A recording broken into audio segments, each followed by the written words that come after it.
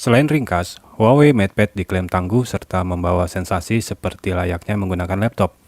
Mudah digunakan, di mana saja, kapan saja. Namun, apakah semua statement yang saya sebutkan tadi dapat diamini oleh semua kalangan penggunanya? Belum tentu. Ini adalah pertimbangannya. Kelebihan dan kekurangan Huawei MatePad 2022.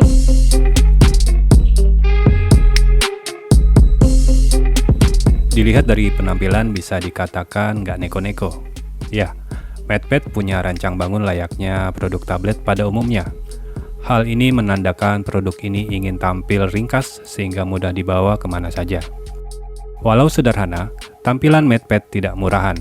Itulah sensasi yang dirasa saat kali pertama melihat tablet ini. Material bodinya berlapis bahan doff membuatnya nggak licin saat digenggam. Bodinya sendiri nggak terlalu tipis dengan bobotnya yang standar untuk sebuah tablet. Melihat sisi eksteriornya saat pandangan menelusuri bodi belakangnya, area ini terlihat clean dan elegan, dengan penempatan tulisan Huawei di bagian tengah, sementara kamera ditempatkan di sudut kanan atas, lengkap dengan LED flash. Bagian sudut-sudutnya dibuat agak membulat sehingga menambah rasa nyaman saat menggenggam tablet ini dalam berbagai aktivitas. MatePad didukung frame aluminium yang cukup kokoh. Di bagian atas, ada sebuah tombol volume. Di sisi berseberangan terdapat slot SD card tanpa ada SIM card, jadi harus puas hanya dengan koneksi Wi-Fi. Sementara di sisi kanan dan kiri frame terdapat masing-masing dua speaker. Hal tersebut seakan menandakan bahwa tablet ini punya kualitas audio mumpuni. Untuk mengisi daya dan transfer data di area kanan ada sebuah port USB Type-C. Menurut saya, desain tablet ini terbilang baik. Rancang bangunnya juga proporsional seperti tablet pada umumnya, sehingga nyaman dibawa kemana-mana. Tablet ini juga nggak makan banyak tempat, muat dimasukkan ke dalam sling bag maupun tote bag, sangat ringkas. Namanya juga tablet, sudah pasti Huawei MatePad hadir dengan bidang pandang yang luas. Dalam upayanya membawa nuansa sebuah laptop ke dalam tablet, Huawei MatePad mencoba menggoda dengan layar berukuran 10,4 inch. Layarnya masih menggunakan panel IPS, walau bukan yang terbaik, tapi ini sudah cukup lumayan. Ya, demi memberi sajian visual yang memanjakan pandangan mata, layar tersebut mengadopsi resolusi 2K, serta tingkat kecerahan maksimum hingga 470 nits. Bagian layar hadir dengan bezel yang tidak terlalu tipis tapi nggak ngaruh pada pengalaman memakai layarnya. Satu hal yang paling menyenangkan yang didapat kala mengeksplor bagian layar ini, yakni penempatan kamera depan Huawei MatePad. Tablet ini membenamkan kamera depannya di bagian tengah atas pada tampilan landscape. Hal ini sangat berguna bagi pengguna yang melihat perangkat secara landscape, terutama saat melakukan video conference. Mata akan langsung tertuju ke arah tengah, tepat di mana lensa kamera depan itu tertanam, bukan ke arah samping kiri ataupun kanan. Menurut saya, hal sederhana ini membuat pengguna Huawei MatePad untuk bekerja atau sekolah online jadi lebih optimal. Tablet ini menggunakan antarmuka MIUI 10.1 yang berbasis Android. Secara umum, tampilan antarmuka ini terbilang simple dan user-friendly. Dan saat dieksplor, UI-nya begitu intuitif dan smooth. Saya merasa pengalaman untuk membuka berbagai aplikasi di tablet ini sangat lancar dan nggak lemot. Sampai di sini, jujur, belum ada kendala yang berarti. Namun kondisinya berubah saat saya mencoba mengunduh aplikasi tambahan. Meski berbasis Android, tablet Harmony OS ini tidak mendukung layanan dan aplikasi Google. Ini berarti Huawei MatePad nggak bisa mengunduh aplikasi dari Play Store, menonton YouTube, melihat peta dari Google Maps, mengedit dokumen di Google Drive, dan layanan Google lainnya secara bawaan. Sebagai pengganti Google Mobile Service, tablet ini mengandalkan ekosistem buatan sendiri yang bernama Huawei Mobile Service.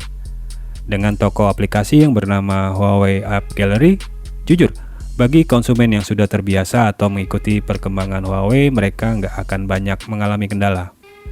Tapi akan berbeda cerita bagi pengguna baru ataupun awam dengan OS Harmony ini. Tentunya akan merasa kesulitan di awal. Di sisi lain, hal ini juga menjadi tantangan kepada Huawei untuk semakin mempopulerkan OS Harmony. Lalu bagaimana dengan konsumen yang tetap memutuskan untuk membeli Huawei MatePad? Huawei Mobile Service bisa diandalkan untuk mengunduh aplikasi tambahan. Jika aplikasi tersebut belum tersedia di Huawei Mobile Service, semisal Netflix, mesin pencari akan membantu menemukan Netflix dalam bentuk APK dari sumber yang terpercaya. Selanjutnya, pengguna diminta untuk mengunduh dan menginstalnya pada tablet ini. Nggak butuh waktu lama. Netflix yang nggak ada di App Gallery langsung terpasang di tablet ini. Hal ini juga berlaku pada aplikasi lain seperti Zoom dan aplikasi-aplikasi yang terbiasa kita temukan secara mudah di Google Play Store.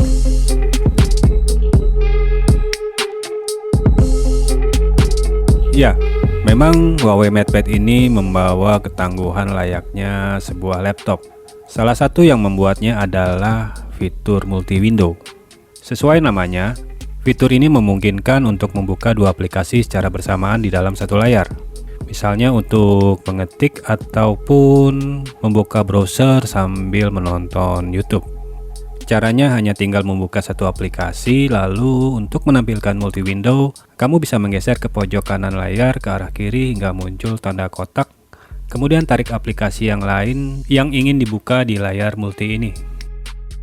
Kedua aplikasi pun bisa berjalan bersamaan di dalam satu layar. Ada juga kolaborasi multilayar.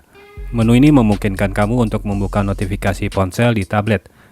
Nah, perlu dicatat nih, kolaborasi multilayar berlaku bagi kamu pengguna smartphone Huawei MIUI 10 atau versi yang lebih baru. Nggak cukup sampai di situ.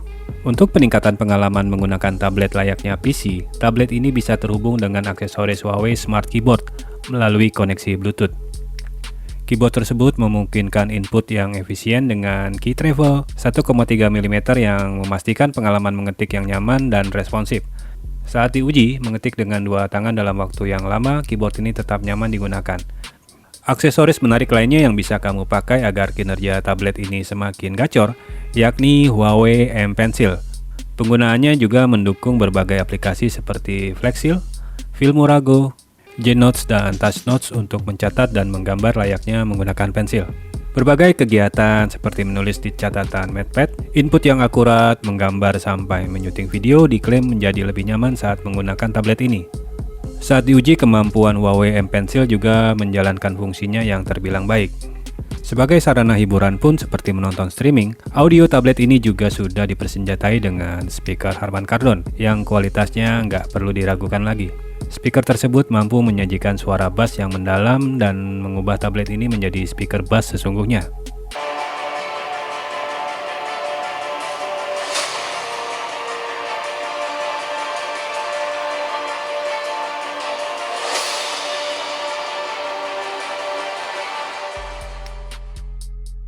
Di sektor dapur pacu, Huawei MatePad diotaki chipset Kirin 710A yang notabene bikinan Huawei sendiri. Dalam mendukung performanya, chipset tersebut dipadu-padankan dengan RAM 4GB dan internal memori 64GB, lengkap dengan slot eksternal microSD up to 512GB. Berkaca dari amunisi yang dimiliki, bisa dikatakan komposisi dapur pacu Huawei MatePad sudah terbilang mumpuni. Dalam prosesnya, saat digeber untuk tugas-tugas harian seperti video conference, membuat pekerjaan office, bermain media sosial, chatting dengan pemakaian normal, semuanya berjalan lancar, nggak ada kendala yang berarti. Perpindahan antar aplikasi juga berlangsung sangat mulus dan nggak ada lag. Untuk aktivitas lainnya seperti bermain game, kinerja tablet ini juga layak diandalkan.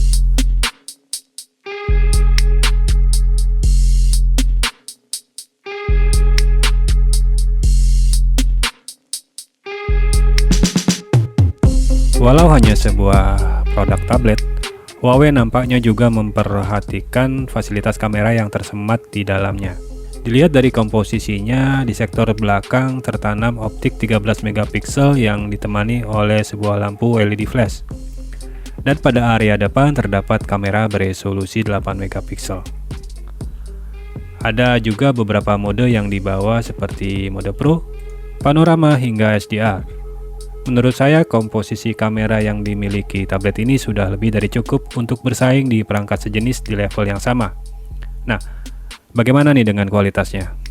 Ketika kameranya digunakan, walau nggak masuk dalam kategori istimewa, foto yang dihasilkan terbilang masih berkualitas. Kondisi ini terbilang wajar, karena tablet memang bukan alat yang biasa dipakai untuk mendukung fotografi, melainkan untuk produktivitas dan hiburan.